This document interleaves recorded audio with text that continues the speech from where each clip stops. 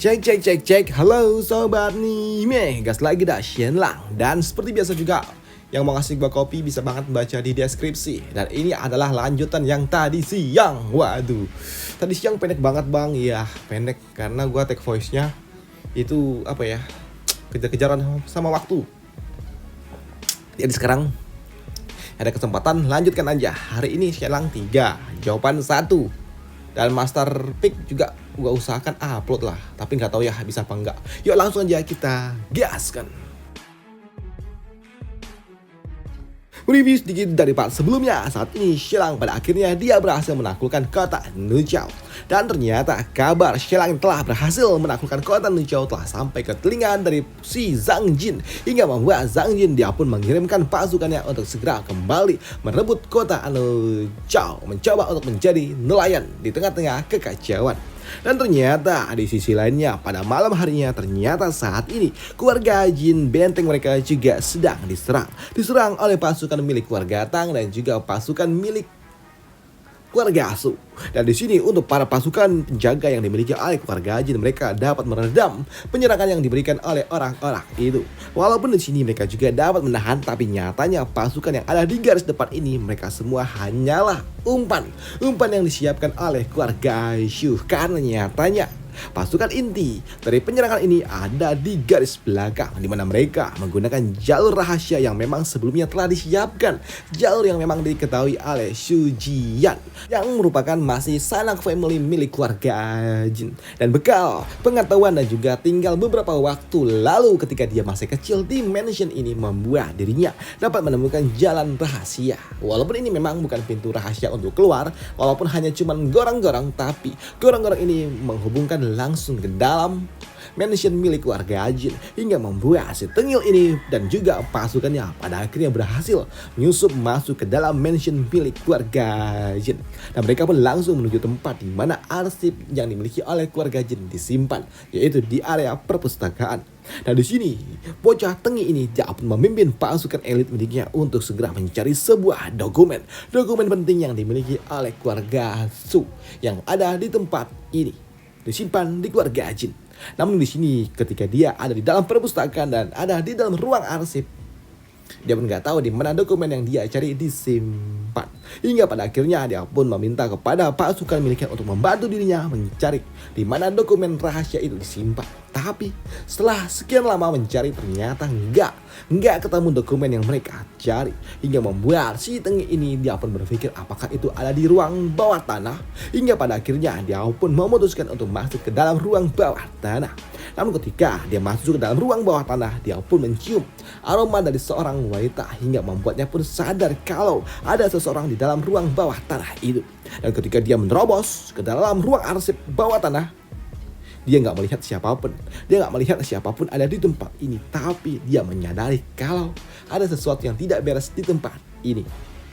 Dan ketika dia mencoba untuk dapat memeriksa lebih detail, dia pun menyadari kalau ada seorang wanita di balik tembok tipis ini. Dan itu membuat dirinya mengatur beberapa pasukan yang ada bersama dengan dirinya mencoba untuk dapat menerobos pintu ini, tembok tipis itu. Tapi ketika pintu itu terbuka, di sini mereka pun langsung disambut oleh sebuah serangan yang dilepaskan oleh Luo Bing, hingga membuat beberapa dari mereka pun langsung tumbang terkena serangan yang diberikan oleh Luo Bing. Dan itu adalah sebuah jarum edan yang telah dilepaskan oleh Luo Bing. Dan tentunya hal itu pun mengejutkan bagi si tengil ini. Jarum apa itu? Ujian dari orang ini. Tapi dia juga cukup ternotis ketika dia lihat kalau ternyata itu adalah Luo Bing yang merupakan pelayan setia dari Mulan. Sedangkan Luo Bing saat ini dia pun gemetar ketakutan dan dia nggak tahu apa yang harus dia lakukan karena dia ada di tempat ini, karena itu adalah sebuah perintah yang sebelumnya telah diberikan oleh Shenlang. Padahal sebelumnya dia ada di aula utama, tapi dia juga mendapatkan sebuah perintah dari Shenlang sebelum Shenlang pergi, mengatakan kepada Luo Bing untuk membuang dan juga menghancurkan setiap arsip dan juga dokumen-dokumen penting hasil dari penelitian yang dimiliki oleh Shenlang. Karena jika saja penelitian itu jatuh ke tangan orang asing ketika ada penyerangan, maka akan jadi masalah hingga membuat Lo Bing dia pun teringat dengan perintah dari Shenlang dan dia langsung pergi ke dalam ruang arsip ketika keluarga Jin sedang diserang. Walaupun dia juga tahu kalau konsekuensinya sangat amat mengerikan ketika dia tertangkap oleh pihak musuh, dan benar dia pun akhirnya tertangkap. Sedangkan untuk Su Jian, dia pun tahu kalau Lo Bing adalah player setia dari Mulan, dan dia juga tahu jika saja dia menikah dengan Mulan, Lo Bing akan menjadi satu paket selir untuk dirinya juga. Dan untuk Lo Bing asetnya juga mantap, pikir dari si Tengi ini. Namun di sini untuk Su Jian, dia juga melihat kalau saat ini Lo Bing mencoba untuk dapat membakar beberapa dokumen-dokumen penting hingga membuatnya pun bertanya apa yang sebenarnya sedang dibakar oleh gadis ini. Bahkan dia juga mengancam kepada Lo Bing akan menyingkirkan Lo Bing jika saja Lo Bing tidak mau mengatakan apa yang sebenarnya. Tapi untuk Lo Bing, dia pun hanya terdiam menangis. Dia mencoba untuk dapat menutup mulutnya dan dia tidak mau menjadi pengkhianat walaupun dia juga mendapatkan konsekuensi yang tidak baik. Bahkan di sini ketika Lo Bing dia dihukum, ternyata Lo Bing gak dihukum sampai kick. Dia dibiarkan untuk sementara waktu karena Lo Bing memang dibutuhkan juga. Jadi di sini si Tengi ini dia pun membiarkan Lo Bing dulu. Dan kini dia berserta dengan pasukannya mencoba untuk mencari sesuatu yang ada di tempat ini, kotak kayu. Tapi nyatanya mereka juga setelah sekian waktu mencari, enggak menemukan apapun yang ada di tempat ini, membuat Su Jian dia pun berpikir di mana dokumen itu disimpan. Karena saat ini keluarga Jin Mansion-nya luas juga dan juga harus mencari setiap sudut.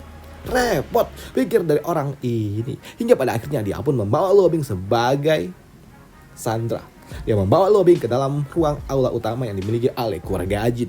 Dan ketika mereka datang ke dalam aula utama di sini, Su Peipei ketika dia melihat para pasukan ini ada loh, bingung bagaimana bisa para pasukan ini tembus masuk ke dalam mansion utama karena di luar banyak penjaga. Tapi jika mereka berhasil menembus, harusnya para penjaga melaporkan ini semua, ucap dari Su Peipei. Tapi ketika Su Peipei melihat lebih detail, dia pun shock.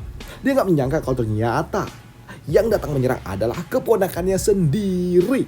Dan itu tentunya membuat Su Peipei dia pun benar-benar murka dengan keluarga Su. Padahal dirinya juga adalah anggota dari keluarga Su itu sendiri. Dan itu tentunya membuat Su Peipei dia benar-benar tidak terima. Ini benar-benar memalukan, ucap dari Su Peipei. Tapi ketika Su Peipei ingin memberitahukan dan juga mengucapkan sesuatu di sini, dia pun langsung dibungkam oleh si Tengi itu. Dia meminta kepada Su Peipei untuk tidak berbicara apapun itu.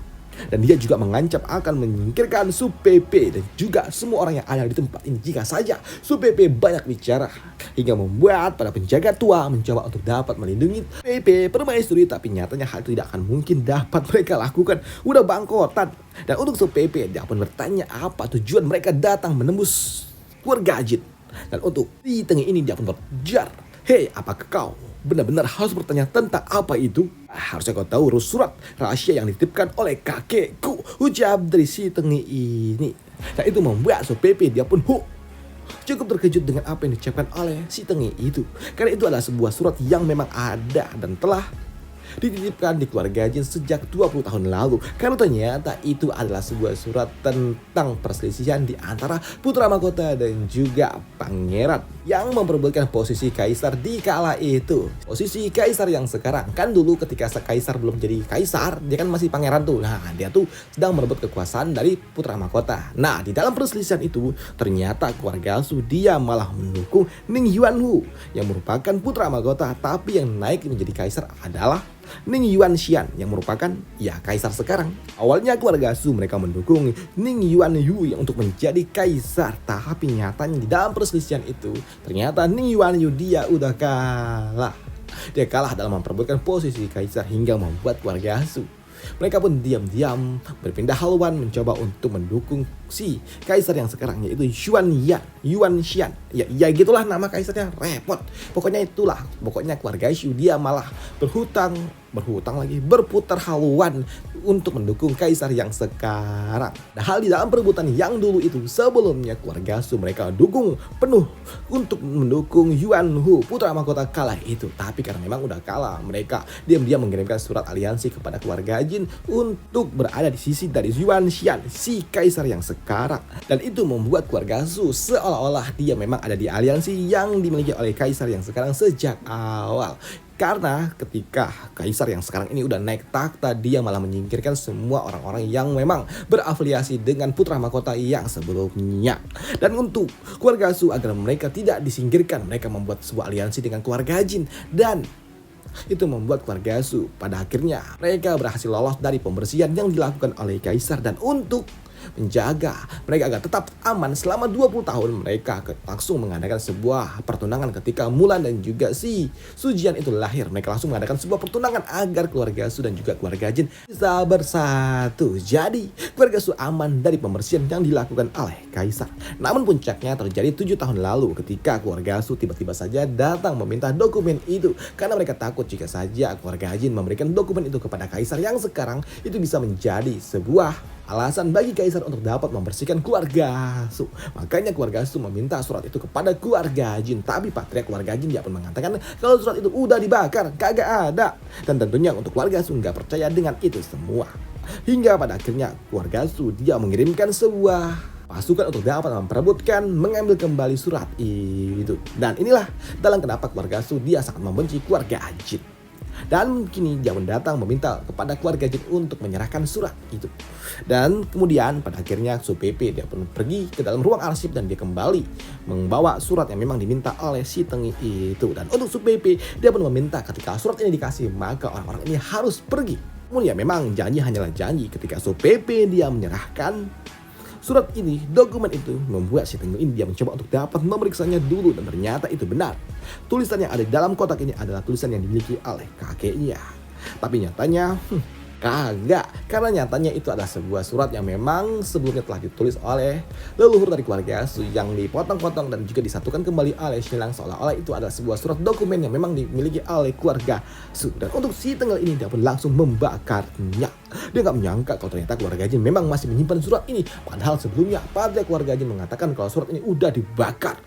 Dan untuk Su Peipi dia gak peduli dengan itu semua. Dan dia pun mengatakan ketika surat ini udah dikasih maka dia harus pergi meninggalkan tempat ini. Tapi nyatanya enggak, si Tengi ini enggak mau pergi begitu saja. Dan dia juga mengatakan kalau Su Peipi dan juga orang-orang yang ada di tempat ini, mereka semua sudah terlalu tahu banyak, jadi mereka semua harus disingkirkan. Ujar dari si Tengi ini yang membuat para penjaga tua aki-aki bangkotan ini mencoba untuk dapat menyelamatkan, melindungi nyonyanya. Tapi nyatanya nggak mungkin dong aki-aki ini dapat melindungi Su Peipi. Apalagi yang mereka hadapi adalah pasukan elit yang dimiliki oleh keluarga Su. Hingga membuat Su Peipi dia nggak menyangka kalau ternyata ini adalah keluarganya sendiri yang mencoba untuk dapat menghancurkan keluarga Jin. Padahal dirinya adalah keluarga Su juga. Wah, ini adalah keponakanku, ucap dari Su Peipi yang nggak menyangka. Dan dia juga bersumpah dia akan menghancurkan keluarga Su nanti ketika Xilang kembali. Dia akan meminta kepada Xilang untuk membantu dirinya menghancurkan keluarga Su yang memang gak tahu diri seperti itu.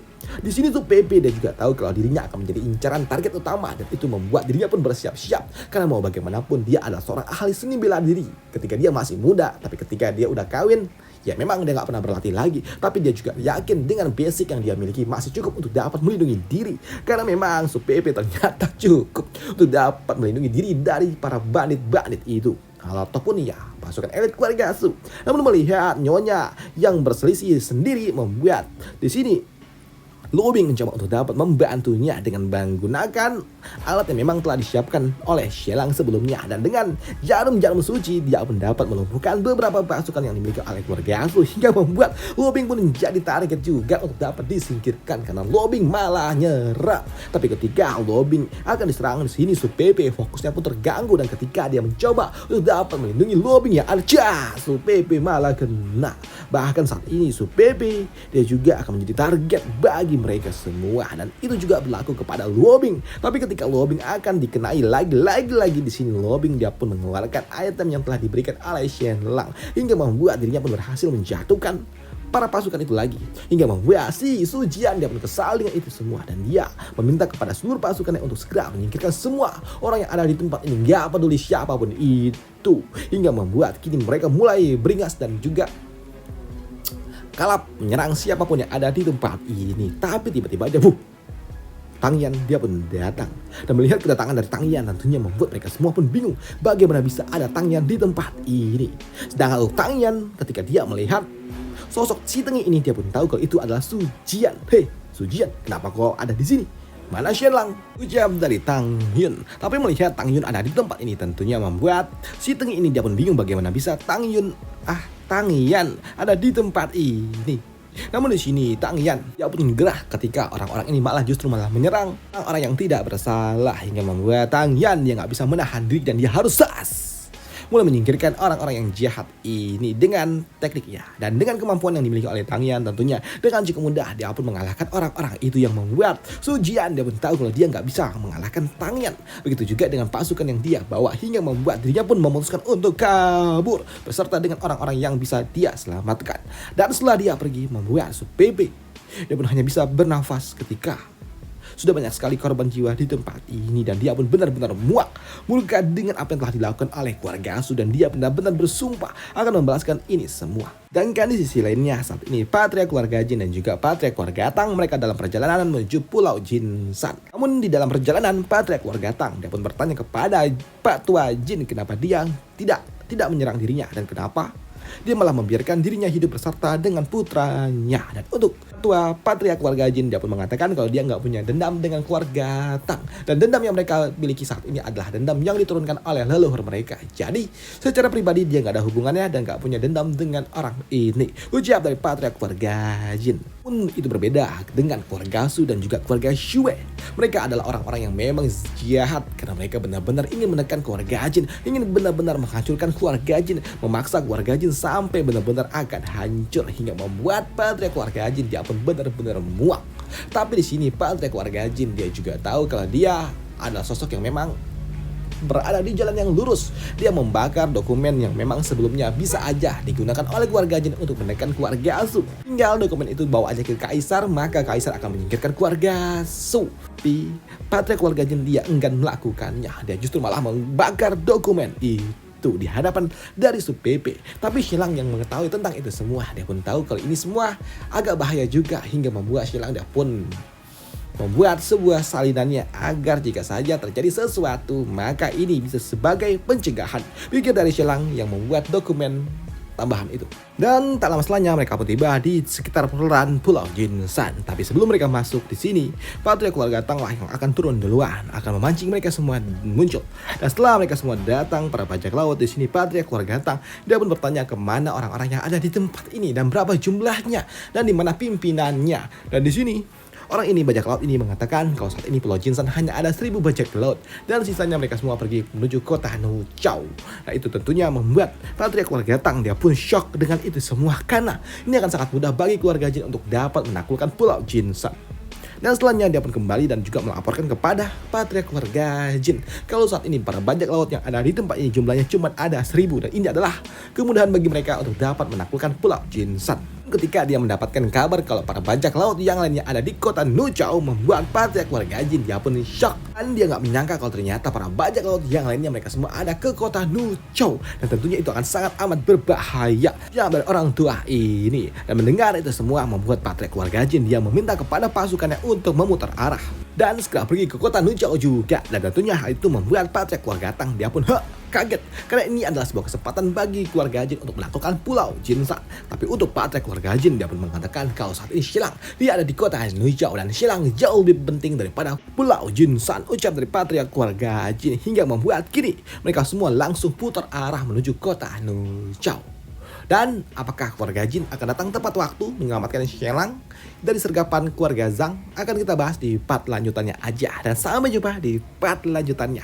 Bye, thank you. Dan hari ini udah 3 ya untuk Shenlang.